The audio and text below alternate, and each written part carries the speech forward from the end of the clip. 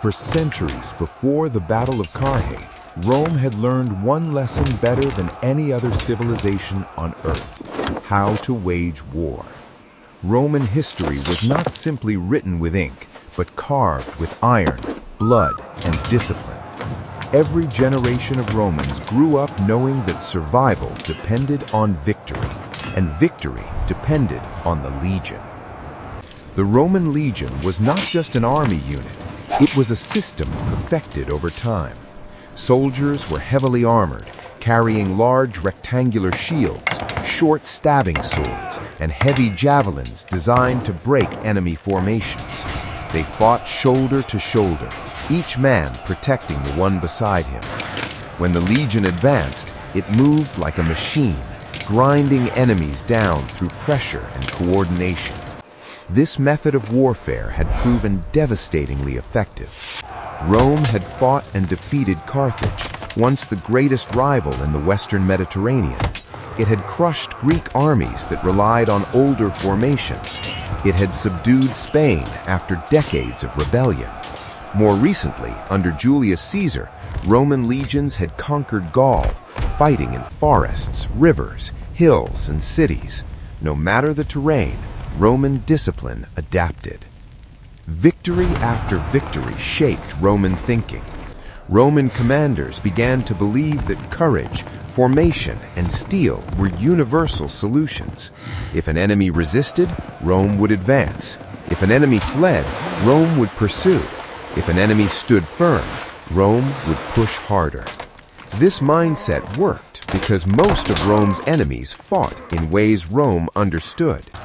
By the middle of the 1st century BCE, Rome no longer feared war. It expected it, and expected to win. Into this world stepped Marcus Licinius Crassus. Crassus was one of the wealthiest men who had ever lived. His fortune came from land, slaves, silver mines, and ruthless business practices. But in Rome, wealth without honor meant insecurity. Military glory was the only currency that truly mattered. Crassus watched as Julius Caesar returned from Gaul as a hero, and as Pompey the Great was celebrated for victories in the East. Crassus wanted the same glory, but glory required conquest. To the east lay Parthia, a vast empire controlling Mesopotamia and the ancient routes between east and west. To Crassus, Parthia looked like opportunity. He believed Roman legions could defeat anyone, anywhere. He believed that Rome's past victories guaranteed future success. This belief would guide every decision he made. When Crassus proposed war against Parthia, there was no immediate threat to Rome. Parthia had not invaded Roman territory. There was no emergency, no defensive need. The war was born entirely from ambition. Crassus wanted a campaign that would place his name alongside Rome's greatest conquerors. He underestimated what waited beyond Rome's familiar world. Roman warfare had always relied on closing distance. Shields advanced, javelins were thrown, swords finished the fight. But Rome had never faced an enemy that refused to stand still, refused to engage directly, and refused to fight on Roman terms. The Roman army that marched east believed itself unstoppable. They did not yet understand that they were walking toward a battlefield where their greatest strengths would become weaknesses, and Carrhae was waiting. While Rome prepared for war, believing in its own invincibility, the empire it was about to face lived by completely different rules. The Parthian Empire was not a loose collection of tribes, nor was it an untrained Eastern kingdom as many Romans imagined. It was a sophisticated power, built on centuries of Persian military tradition and shaped by the demands of open land, long distances, and constant movement. Parthia controlled Mesopotamia, Iran, and the vast plains that connected the east to the west. Trade caravans passed through its territory, carrying silk, spices, gold, and ideas. To protect these lands, Parthia had developed an army unlike anything Rome had faced before. Where Rome relied on heavy infantry, Parthia relied on cavalry. Where Rome valued formation and pressure, Parthia valued speed and space. Where Rome wanted decisive clashes, Parthia preferred slow destruction. The backbone of the Parthian army was the horse archer. From childhood, Parthian warriors learned to ride before they learned to walk. Archery was not a battlefield skill learned in adulthood, it was a way of life. Boys practiced shooting from horseback at full gallop, learning to balance, aim, and fire without slowing down. By the time they became soldiers, hitting a moving target while riding was instinct, not effort. Their bows were composite bows, made from layers of wood, horn, and sinew. These bows were short enough to be used on horseback, yet powerful enough to punch through armor. They outranged Roman bows and could fire arrows with greater force and speed. But the horse archers were only half of the Parthian system. The second element was the cataphract. Cataphracts were elite heavy cavalry, armored almost completely in iron or bronze. Their horses were armored, their bodies were armored, their faces were often hidden behind metal masks. They carried long lances designed to break formations and crush resistance once an enemy was weakened. Where horse archers exhausted and disordered the enemy, cataphracts delivered the killing blow. This combination made the Parthian army deadly not because of numbers, but because of timing and control. They chose when to fight, where to fight, and how long the battle would last. Most importantly, Parthians did not need to win quickly. They understood something Rome did not. An enemy could be destroyed without ever being engaged directly. The Parthians also understood logistics better than the Romans realized. They moved light. They carried no heavy baggage trains.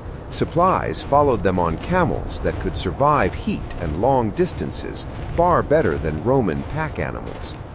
This allowed Parthian armies to fight longer battles without exhaustion. The Roman army, by contrast, was heavy. Legionaries carried armor, shields, weapons, food, and equipment. Their strength depended on staying together, maintaining order, and advancing steadily. In forests or cities, this worked perfectly. On open plains, it made them slow. The Parthian commander chosen to face Rome was Surena. Surena was not just a general, he was a nobleman, a tactician, and a leader who understood Roman psychology. He knew Roman commanders believed infantry superiority guaranteed victory. He knew Roman soldiers were trained to close distance and fight face to face. Surena planned to deny them both. He did not gather a massive army to confront Rome. Instead, he selected a force of around 10,000 men, nearly all cavalry. Every soldier could move, shoot, and fight without dismounting. This force could outmaneuver a much larger enemy and strike repeatedly without committing to a full engagement. As Crassus marched east, Surena allowed the Parthians to advance deep into Parthian territory. He did not harass them heavily. He did not reveal his full strength. He let Roman confidence grow. This was deliberate. Surena wanted Crassus to believe the Parthians were afraid. He wanted the Romans to move farther from supply routes, farther from reinforcements, farther from safety. Every mile the Romans marched into open land made them weaker. The Roman army did not see Parthian infantry. It did not see defensive positions or fortified cities. To Roman eyes, this looked like an enemy avoiding battle. In reality, the battlefield was already chosen. As the Roman army approached the region near Carrhae, the Parthians began to close in. Scouts appeared and vanished. Dust clouds were seen on the horizon. Roman soldiers began to sense they were being watched. Still, Crassus pressed forward. He believed the Parthians would eventually be forced to stand and fight. He believed Roman discipline would decide the outcome when that moment came. He did not understand that the Parthians had no intention of giving him that moment. The stage was now set. Rome had marched into open land with an army designed for close combat. Parthia waited with an army designed for distance, movement, and endurance.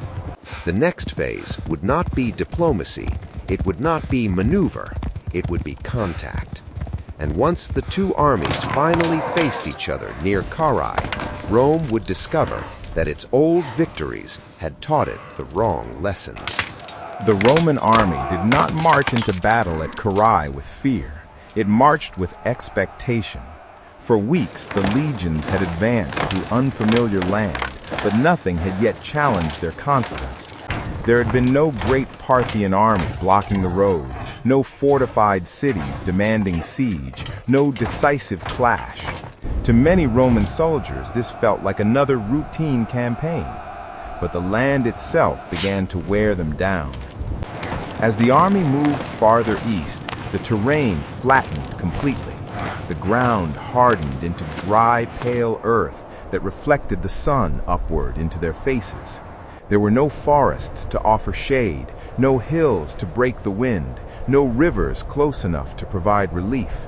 The air was dry, heavy, and hot, pressing down on armor and lungs alike. Roman soldiers were not unused to hardship, but this land was different. The heat drained strength faster than expected. Water became precious. Armor that once felt protective now felt suffocating. Every mile marched across the plain felt longer than the last. Still, the legions moved forward. Scouts began reporting movement on the horizon. Dust clouds appeared and disappeared without explanation.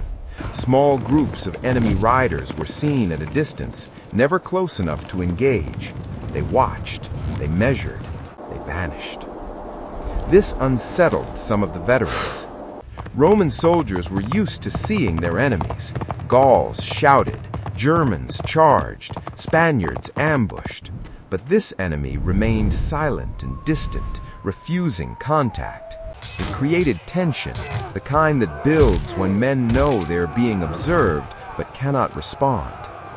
Crassus dismissed concerns. He believed the Parthians were hesitant. He believed they were afraid to face Roman infantry directly. To Crassus, every mile without battle confirmed his belief that Parthia would eventually collapse under pressure. He was wrong. The Parthians were not retreating. They were positioning. As the Roman army approached the region near Carrhae, Parthian movements became more visible. Riders appeared more frequently, closer now, circling at the edge of vision. Roman cavalry attempted to pursue them, but the Parthians simply withdrew, faster and lighter, never allowing themselves to be caught. This constant motion exhausted Roman nerves. Men slept poorly. Weapons were checked and rechecked. Officers struggled to keep formation during marches as the army stretched across the plain. Supplies slowed. Communication became difficult. Then, finally, the moment came. Near Carrhae, the Roman army halted. Scouts returned with confirmation. The Parthian force was ahead. Not scattered riders, not patrols, an army. Crassus ordered the legions to prepare for battle. Roman soldiers tightened armor straps, lifted shields, and adjusted helmets. Standards were raised. Officers shouted commands, forming the legions into battle order. Despite the heat and fatigue, discipline still held. This was the moment Roman soldiers trusted above all others, the moment when formation replaced uncertainty. Crassus chose a hollow square formation.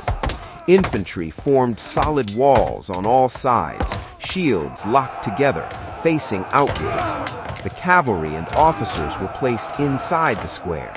This formation was designed to prevent encirclement and protect against attacks from multiple directions. It was a cautious choice, and it revealed fear. Once formed, the Roman army could barely maneuver. The square was strong but slow. Every step required coordination. Every change in direction was difficult. The legions had turned themselves into a fortress on open ground.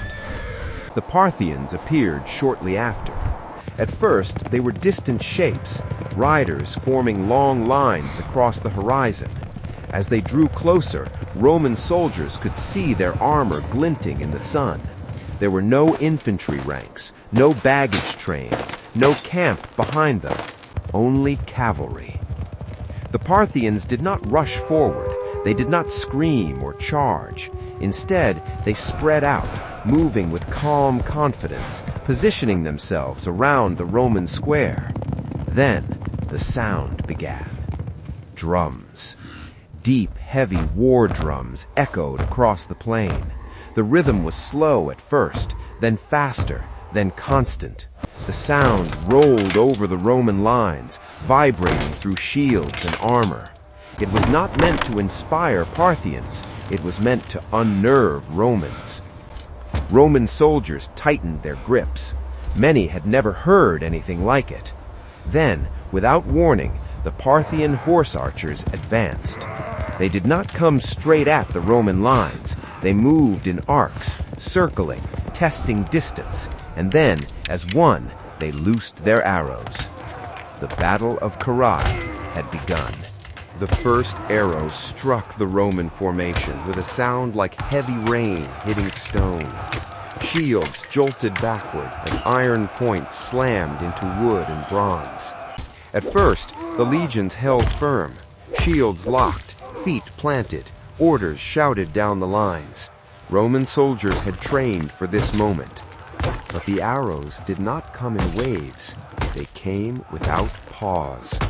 Parthian horse archers rode in wide circles around the Roman square, loosing arrows continuously. Each rider fired, wheeled away, and was replaced by another. There was no gap, no breath between volleys. The sky above the Romans seemed permanently filled with dark shapes falling at deadly speed. Arrows began to punch through shields. Others slipped through gaps between shield edges, striking exposed arms and legs. Men cried out as arrows buried themselves in thighs and shoulders, pinning limbs in place. Some soldiers dropped shields, unable to carry the extra weight of shafts embedded deep into the wood. Blood began to pool in the dust. Roman officers shouted for discipline. They ordered the men to advance, hoping to force close combat.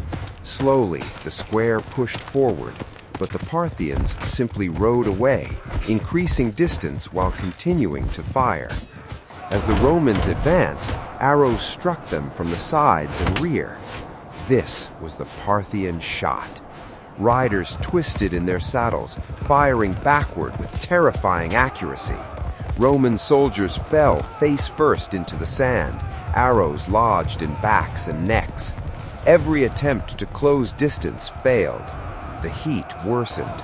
Armor turned into burning metal. Sweat ran into eyes, blinding men. Mouths dried. Tongues swelled. Soldiers gasped for breath under helmets clogged with dust and blood. Some soldiers collapsed not from wounds, but from exhaustion and dehydration. Still, the arrows did not stop. Roman javelins were thrown again and again, but they fell short. Swords never touched an enemy. The legion's greatest strength, close combat, was useless. Fear began to spread. Men flinched before arrows struck. Shields shook. Formation loosened as wounded soldiers fell or were dragged backward. Gaps opened, and arrows found them immediately. Some Romans broke. Driven mad by helplessness, individuals rushed forward alone, screaming, shields raised. They were cut off instantly. Parthian riders surrounded them, loosing arrows at close range until bodies collapsed in the dust. Horses rode over the fallen without slowing. Crassus watched from the center of the square, powerless. His army was being destroyed without ever truly fighting. Desperate, he made a decision. He ordered his son, Licinius Crassus, to lead the Roman cavalry and light infantry forward and drive the Parthians away. Publius gathered his force and charged hard toward the nearest Parthian riders. For the first time, the Parthians pulled back quickly. Roman soldiers shouted in relief. It looked like the enemy was retreating. Publius pressed forward, pursuing with speed, eager to break the pattern of the battle. He rode too far. The Parthians suddenly split apart, revealing open space ahead, and then closed behind him. Horse archers circled Publius's force, arrows falling from all directions. Roman horse riders screamed as shafts struck their flanks and necks. Riders were thrown violently to the ground. Then the cataphracts charged. Heavily armored Parthian cavalry slammed into the Roman force at full speed. Lances punched through shields, armor, and bodies. Roman infantry were hurled backward, crushed under hooves. Swords struck iron armor and slid uselessly away. Roman soldiers grabbed at enemy riders, pulling some from their saddles, only to be cut down moments later. This became brutal, desperate man-to-man combat.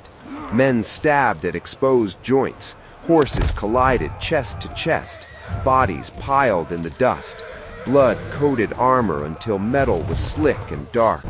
Screams of pain mixed with the sounds of clashing steel and breaking bones. Licinius Crassus was wounded, surrounded, bleeding, and with no escape, he chose death rather than capture. His entire force was annihilated. The Parthians mounted his severed head on a spear. They rode back toward the Roman lines and held it high for all to see. In that moment, Roman resistance shattered. The sight of the commander's son dead broke what remained discipline. Soldiers cried out in despair. Formations sagged. Shields dropped. Men stared in horror, knowing there would be no rescue, no victory, no escape. As the sun began to set, Parthian attacks slowed, not because they were tired, but because they no longer needed to push. The Roman army was finished. Night fell over Carrhae, and the battlefield was filled with the sounds of wounded men crying out in the darkness. As darkness fell over the plain of Carrhae, the battlefield became a place of fear rather than combat. The Parthians withdrew to a distance, not because they were finished, but because they no longer needed to attack. The Roman army was already broken. What remained was only suffering. Across the field, wounded Roman soldiers lay where they had fallen. Some were pinned to the ground by arrows. Others crawled weakly through the dust, calling out for help that would never come.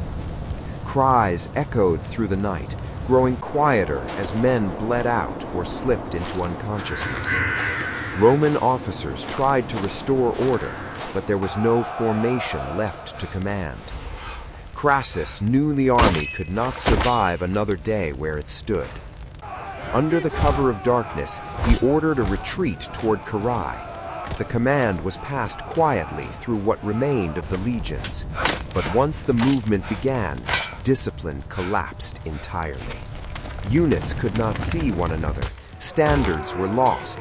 Men followed the wrong officers, or no officers at all. Columns broke apart in the dark. The retreat turned into chaos. Some soldiers wandered away from the main force and vanished into the night. Others collapsed from exhaustion and were left behind. Parthian patrols moved silently through the darkness, cutting down stragglers without noise. Roman soldiers disappeared one by one, never knowing who struck them. By dawn, the Roman army no longer existed as a single force. Survivors reached the outskirts of Carrhae, exhausted, wounded, and terrified. They gathered in small groups, surrounded by Parthian cavalry. Resistance was impossible.